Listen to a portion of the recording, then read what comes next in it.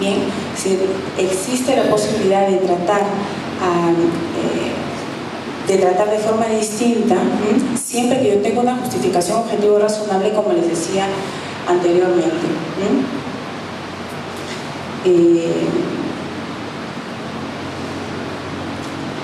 En el caso, por ejemplo, de un empleador que tiene dos trabajadores que han cometido la misma falta, incluso el ordenamiento jurídico permite que el empleador a uno lo despida y a otro simplemente lo suspenda. ¿Por qué? Y hay un trato desigual, ¿no?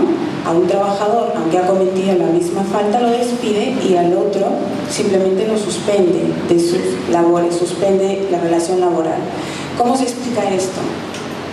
Es válida esta diferencia de trato cuando el empresario ha tenido una justificación que lo ampare. Y puede ser, por ejemplo, que el trabajador que no ha sido despedido, sino solamente suspendido, haya tenido una conducta intachable dentro de la empresa, y por tanto esa justificación hace válida y legítima la diferencia que ha tenido el empleador con esos dos trabajadores. Bien. También es importante para entender el derecho a la igualdad y analizar el derecho a la igualdad o el principio de la igualdad, es que se parte de situaciones homogéneas, ¿no? Cuando yo tengo la sospecha de que he recibido un trato desigual, ¿no? Ya hemos dicho, o sea, hay una máxima dentro del derecho a la igualdad, ¿no? Se debe tratar igual a los iguales y se puede tratar desigual a los desiguales. Uno de los casos, un ejemplo es el que les he mencionado, ¿no? De los trabajadores con distinta hoja de vida, ¿no? Con un comportamiento, uno intachable y el otro con faltas continuas, faltas graves o faltas leves dentro de la empresa hasta que comete un robo, por ejemplo, y el otro trabajador le ayuda a eso. Bien. Entonces, para saber si es que se ha vulnerado o no el derecho a la igualdad, tengo que saber si esas dos personas están en la misma situación. Bien. Entonces, les cuento un caso que pasó en España. La empresa Bimbo, panificadora, que también existe aquí, allí en Europa se invierte mucho en nuevas tecnologías y tienen maquinarias bastante sofisticadas, ¿no? Tanto que no solamente son maquinarias para panificación, sino maquinarias para la panificadora Bimbo, ¿no? Máquinas específicas o concretas para una determinada empresa. Por tanto, solo lo saben manejar los trabajadores de esa empresa. ¿Cuál era el caso? Se estableció por convenio colectivo que los trabajadores que ingresaban, los trabajadores de nuevo ingreso, iban a tener una remuneración inferior a los trabajadores que ya estaban en la empresa. Ellos consideraban que como realizaban el mismo trabajo que los demás, se había vulnerado su derecho a la igualdad, ¿no? Igualdad de remuneración.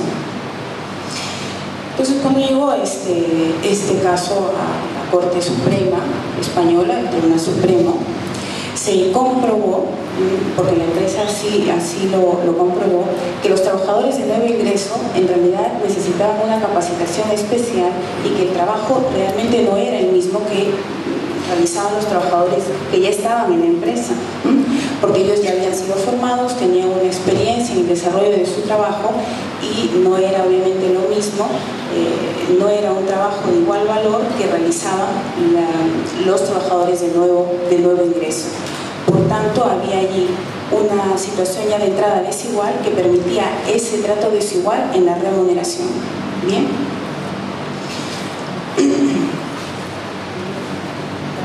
En el supuesto de que no hubiera habido este matiz, en el supuesto de que esa maquinaria hubiera podido ser manejada por cualquier persona con la misma habilidad, obviamente allí sí se hubiera vulnerado el derecho a la igualdad, porque no había ninguna justificación para pagarles distinto a esas personas.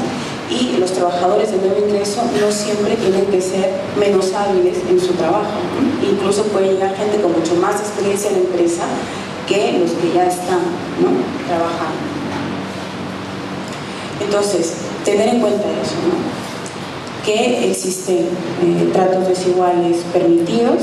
Cuando son permitidos, cuando tienen una justificación objetiva y razonable. Y siempre o una ayuda para saber cuándo se está vulnerando o no el derecho a la igualdad es partir de situaciones iguales. Si las situaciones son iguales y hay una diferencia entre los dos, tendríamos que pasar a analizar el test de proporcionalidad. ¿Bien? ¿Para qué sirve el test de proporcionalidad? Para verificar si una conducta, una norma, una actuación privada o pública es constitucional. ¿Bien? Para saber si el trato desigual que yo estoy dando es acorde a la Constitución o es válido.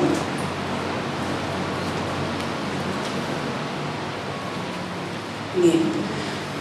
El principio de proporcionalidad está previsto en nuestra Constitución en el artículo 200, pero solo para los regímenes de excepción. ¿Bien? Sin embargo, el Tribunal Constitucional ha manifestado que es un principio general del derecho y que por tanto tiene que aplicarse en todos los ámbitos de actuación pública y privada. ¿Bien? El test de proporcionalidad,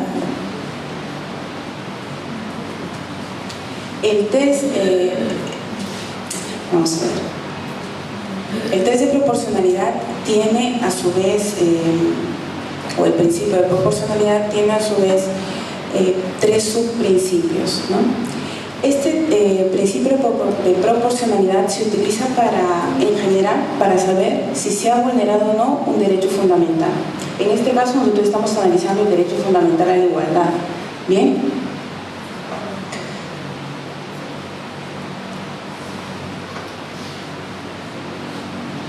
Entonces, el principio o test de proporcionalidad, como lo llama el Tribunal Constitucional, ha sido desarrollado en muchas sentencias. Yo he recogido la sentencia en donde está mejor sistematizado este principio, mejor de tal forma que se puede entender mejor. ¿Bien? Entonces, el principio de idoneidad, ¿no? Tenemos que analizar la idoneidad, tenemos que ver si la conducta que yo realizo es idónea, es capaz de conseguir el objetivo que quiero, de conseguir el objetivo que me he trazado.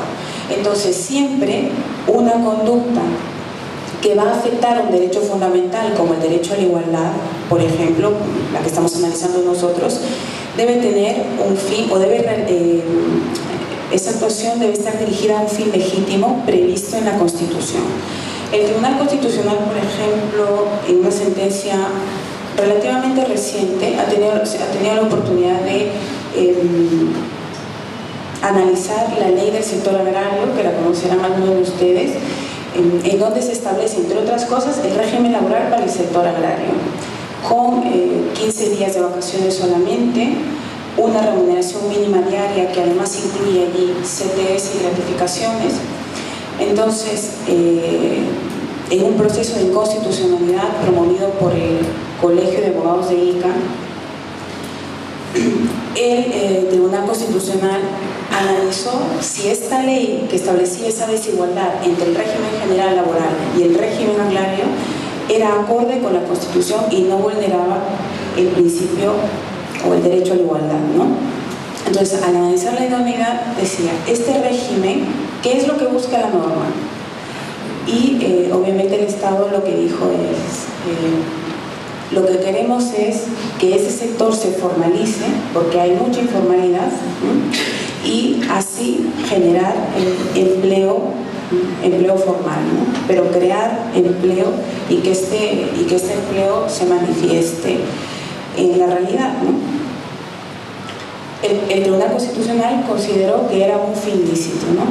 Un fin acorde al objetivo del Estado de conseguir el pleno empleo en el Perú.